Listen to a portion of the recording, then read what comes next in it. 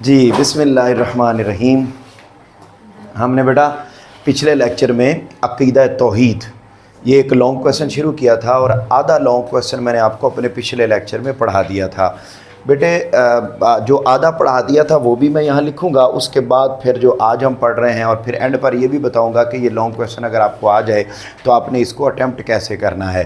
بیٹا یہ پورا ٹاپک ہم پڑھ رہے ہیں تو اس میں سب سے پہلے ہم نے کیا پڑھا تھا؟ توحید کا لغوی معنی، یہ پہلی ہیڈنگ پڑھی تھی۔ اس کے بعد بولیے ذرا اگلی ہیڈنگ کیا لکھوائی تھی؟ توحید کا اصطلاحی معنی، یہ ہم نے اپنے پچھلے لیکچر میں پڑھ لیا تھا۔ اس کے بعد بیٹے اس کے بعد صفات باری تعالیٰ، ہم نے اللہ تعالیٰ کی صفات یہاں پر اس پیراگراف میں پڑھی تھیں۔ اس کے بعد اگلا پوائنٹ کیا پڑھا تھا بیٹا؟ پہلا عقیدہ، ہم نے یہ پڑھا کہ جتنے بھی انسان پیدا ہوئے ان کا پہلا عقیدہ وہ عقیدہ توحید تھا۔ اس کے بعد بیٹے اگلی ہیڈنگ انبیاء کی تبلیغ، جتنے بھی انبیاء آئے انہوں نے کس عقیدہ کی تبلیغ کی بیٹا؟ عقیدہ توحید، ٹھیک ہے، بتایا کہ اللہ واحد اور یکتا ہے۔ اس کے بعد اگلا پوائنٹ قرآن مجید میں خاص اہمیت، ہم نے یہ پڑھا کہ اس عقیدہ کی قرآن مجید میں بھی خاص اہمیت ہے اور پوری ایک سورت اللہ تعالیٰ نے سورہ توحید یا سورہ اخلاص کے نام سے بنا رکھی ہے۔ اس کے بعد ہم نے اگلا پوائنٹ کیا پڑھا تھا؟ امور دین میں اہمیت، یعنی ہم نے یہ دیکھا کہ جتنے بھی دین کے کام ہیں ان میں بھی عقیدہ توحید کی بہت خاص اہمیت ہے۔ اگر کوئی شخص عقیدہ توحید کو نہیں مانتا اور باقی سارے کام وہ نیک کرتا رہتا ہے تو اس کا ماننا اللہ کے ہاں قابل قبول نہیں ہے، تو یہ اس کی اہمیت ہے۔ یہاں تک ہم نے اس کو پڑھا۔ اس کے بعد ہم نے بیٹا پڑھا کیا؟ توحید کی اقسام، یہ ہم نے توحید کی اقسام اپنے لاسٹ لیکچر میں پڑھ لی تھی اور جانا تھا کہ جو توحید کی اقسام ہیں وہ کتنی ہیں بیٹا؟ 3۔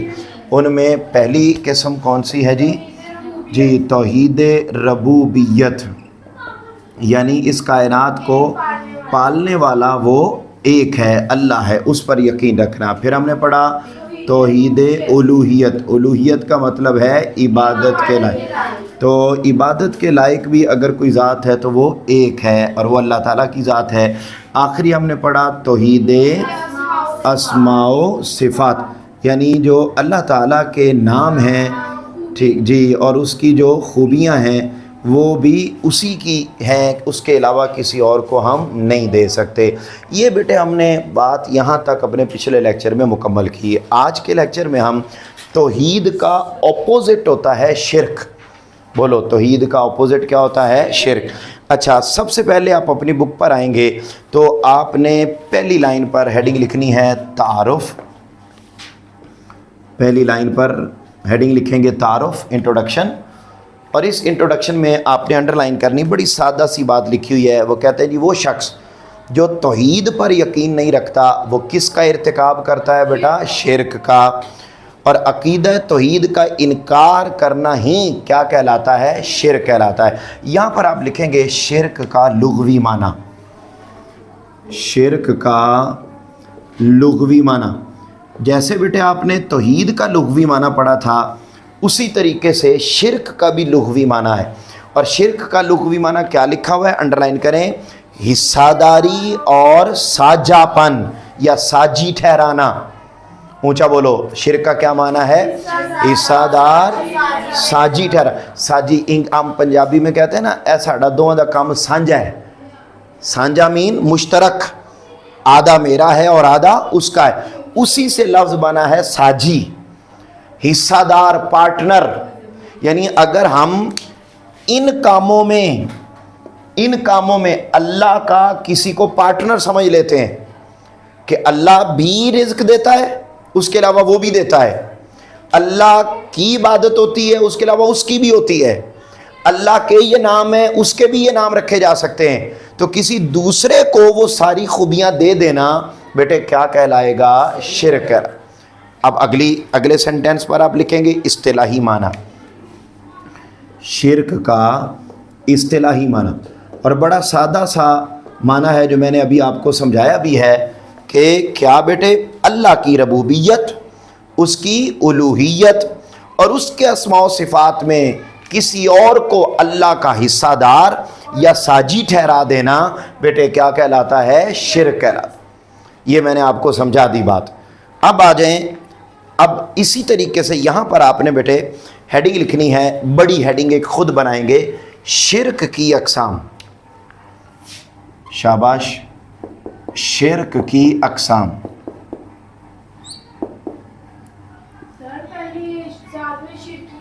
نہیں، ذات میں شرک وہ اسی طرح رہے گا، اس کے اوپر آپ نے ایک اضافی ہیڈنگ بنانی، یہ صرف ہیڈنگ آپ کی اضافی ہوگی۔ جیسے توحید کی اقسام ہم نے پڑھی، اسی طریقے سے بیٹا کس کی اقسام ہیں؟ شرک کی اقسام۔ میرا پتر شرک کی اقسام 3 بیان کی گئی ہیں، جیسے توحید کی اقسام 3 بیان کی گئی۔ تو پہلی جو قسم بیان کی گئی ہے، بولیے ذرا کیا ہے؟ ذات میں شرک۔ ذات میں شرک کا مطلب ہے کہ اللہ کی جیسی ذات ہے ویسی کسی اور کو سمجھنا۔ مثلا اللہ کی ذات کیسی ہے؟ قل هو اللہ احد اللہ الصمد۔ ہم اللہ کے علاوہ بھی کسی کو بے نیاز اگر سمجھ لیتے ہیں، لم یلد ولم یولد، اللہ کسی کا بیٹا نہیں، کسی کا باپ نہیں، ہم اسی طرح کی ذات کسی اور کو سمجھ لیتے ہیں کہ اس کا بھی باپ نہیں ہے، اس کی بھی اولاد نہیں ہے۔ تو جو خوبیاں اللہ کی ہیں، اللہ کی ذات کی ہیں، اللہ جیسی ذات اگر ہم کسی اور کو سمجھ لیتے ہیں تو دس از کالڈ ذات میں شرک۔ میرا پتر آپ دیکھ لیں، یہ سارا لکھا ہوا نیچے، لم یلد ولم یولد، نہ وہ کسی کا باپ ہے اور نہ وہ کسی کا بیٹا۔ اب اگر ہم کسی اور کو سمجھ لیتے ہیں کہ اس کا بھی باپ اور بیٹا نہیں ہے تو یہ کس میں شرک ہو جائے گا بیٹے؟ ذات میں شرک۔ اگلا پوائنٹ دیکھو، اگلا کیا لکھا ہوا ہے؟ الوہیت میں شرک۔ بیٹے الوہیت کے بارے میں آپ آلریڈی جانتے ہیں، الوہیت میں شرک۔ ہاں، الوہیت کا کیا معنی ہوتا ہے بھلا؟ ٹھیک ہے، عبادت کے لائق۔ اگر ہم بیٹے کسی اور کو یہ سمجھ لیتے ہیں کہ وہ بھی عبادت کے لائق ہے اللہ کے علاوہ، تو یہ کون سا شرک ہو جائے گا؟ الوہیت میں شرک ہو جائے گا۔ جبکہ اللہ نے قرآن مجید میں کیا فرمایا؟ اللہ تعبدوا الا ایاہ۔ ترجمہ بولو کیا لکھا ہوا ہے؟ کہ تم اس کے سوا کسی کی عبادت نہ کرو۔ کیوں؟ اس کی ذات کے علاوہ اگر آپ عبادت کریں گے کسی کی تو وہ ہو جائے گا الوہیت میں شرک۔ ہاں جی، رضا ڈرامے کیا ہوا؟ اگلا ہے بیٹا صفات۔ ہاں جی، ہاں جی، ہاں جی، جی جی، صفات میں شرک۔ اب بیٹے اللہ کی خوبیاں ہیں کہ وہ ہر ایک کو دیکھتا ہے، وہ ہر ایک کی سنتا ہے، وہ ہر ایک کو عطا کرتا ہے۔ اب بیٹے یہی خوبیاں ہم کسی اور میں ثابت کرنا شروع کر دیں کہ وہ بھی دلوں کے حال جانتا ہے، وہ بھی سب کو دیتا ہے، ٹھیک ہے؟ تو یہ جو ہو جائے گا یہ بیٹا کس میں شرک ہو جائے گا؟ صفات۔ صفات کہتے ہیں خوبی، اللہ کی جیسی خوبیاں ایز اٹ از کسی اور میں سمجھنا۔ جبکہ اللہ نے قرآن مجید میں فرمایا لیس کمثلہ شیء، ترجمہ بولیں کیا ہے؟ جی، اس اللہ جیسی کوئی اور شے ہے ہی نہیں، تو ہو ہی نہیں سکتا۔ ٹھیک ہو گیا؟ یہ آپ نے یہ 3 قسمیں ہو گئیں، یہ شارٹ کویسچن بھی ہے۔ اس کے بعد بیٹے اگلا آ رہا ہے عقیدہ توحید کے اثرات۔ یہ بڑا امپورٹنٹ پوائنٹ ہے اس کا، عقیدہ توحید کے اثرات۔ اچھا، اس کے کوئی سے 2 پوائنٹ الگ شارٹ کویسچن کے طور پر ہوں گے، مگر جب آپ کو یہ لانگ کویسچن آئے گا کہ لانگ کویسچن ہے آپ کی ایک سائڈ میں توحید پر تفصیلی نوٹ لکھیں، تو آپ نے یہ یہاں سے لے کے جہاں تک میں آج پڑھاؤں گا وہاں تک لکھنا ہے۔ یہ کمپلیٹ لانگ کویسچن ہے، ٹھیک ہے؟ میرے ولیمے تو نہیں آئے کہ سا سکین اور پریشان اور ٹھیک ہے؟ یا دیکھیں عقیدہ توحید کے اثرات۔ میرا پتر دیکھو پہلے سمجھو یہ عقیدہ توحید کے اثرات کا مطلب کیا ہے۔ امیر خان نیازی گل سمجھ لالے، میں جو بات عقیدہ توحید کے اثرات کا مطلب کیا ہے؟ کہتا ہے وہ بندہ، ادھر میری طرف دیکھو تاکہ آپ کو 3 فائدے ہوں، ٹھیک ہے؟ اچھا، پہلا سنو، عقیدہ توحید کے اثرات، اس کا مطلب یہ ہے کہ وہ بندہ جو اللہ کو ایک مانتا ہے اس بندے کے اندر کیا کیا خوبیاں ہوتی ہیں۔ اثرات کا مطلب ہے اس کی پرسنالٹی پر، جو اللہ کو ایک مانتا ہے اس کی پرسنالٹی پر اللہ کو ایک ماننے کا امپیکٹ کیا پڑتا ہے، اس کے اندر خوبیاں کون سی پیدا ہو جاتی ہیں جو اللہ کو ایک مانتا ہے۔ تو پہلی خوبی اس کے اندر پیدا ہوتی ہے بہادری کا حصول، پہلا پوائنٹ بہادری کا حصول. شاباش. یہ پہلا جو سٹار بنا ہوا ہے نور الہدا کا کہ تھوڑا ادھر, بہادری کا حصول. ہاں جی, یہ پہلا پوائنٹ ہے.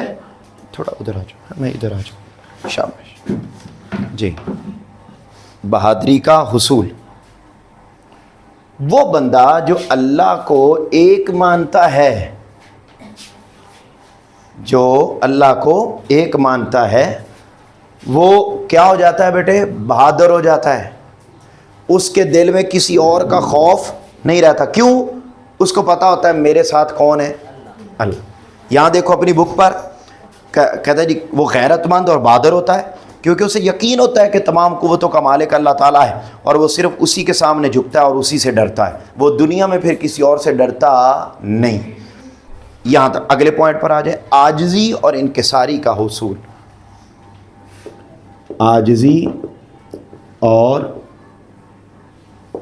انکساری کا حصول, وہ بندہ جو عقیدہ توحید کو مانتا ہے, اس کے دل میں تکبر نہیں ہوتا, غرور نہیں ہوتا, اس کی گردن میں اتفاق فاؤنڈری کا سریا نہیں ہوتا.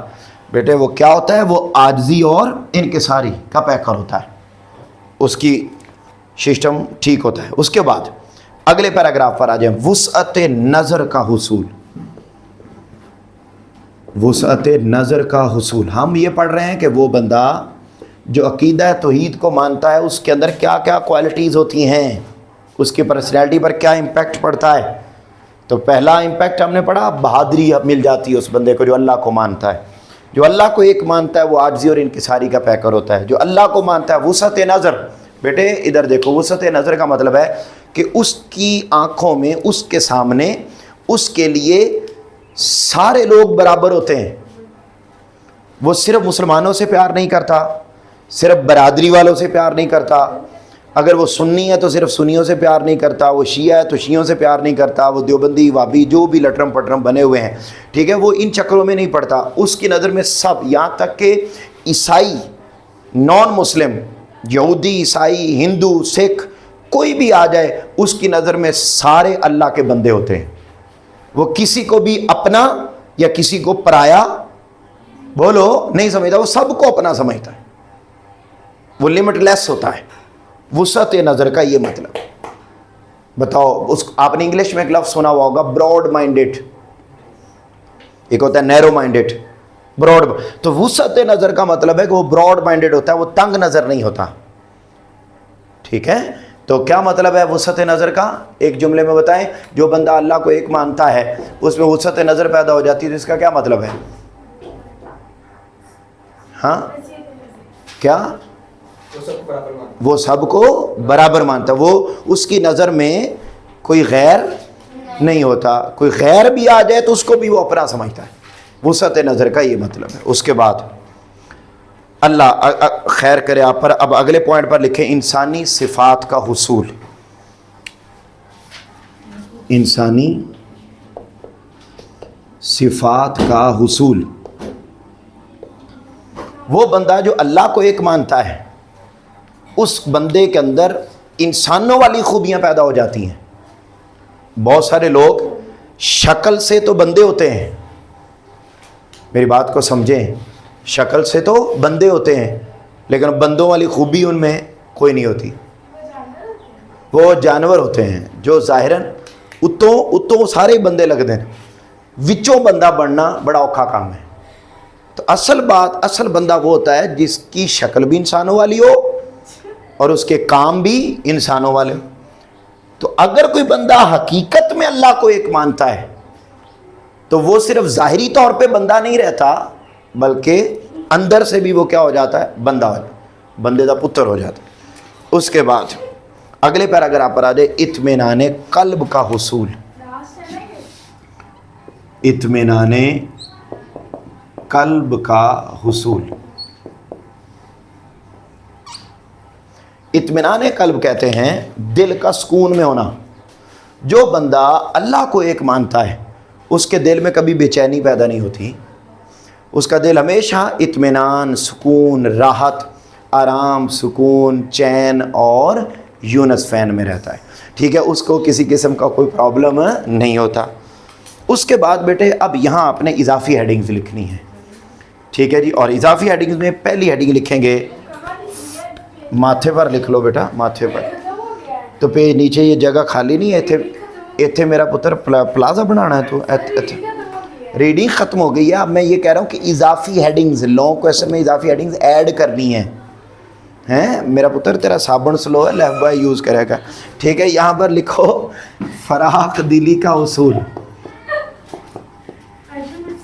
ماشاءاللہ زمن لو نا کوئی ہفتہ بعد گل سمجھ آتی تو اونی دیر نو سلاب آ چکا، ٹھیک ہے۔ فراخ دلی کا مطلب ہے کشادہ، کھلے دل کا مالک ہونا، کھلے دل کا مالک ہونا۔ جو اللہ کو ایک مانتا ہے وہ کنجوس نہیں ہوتا،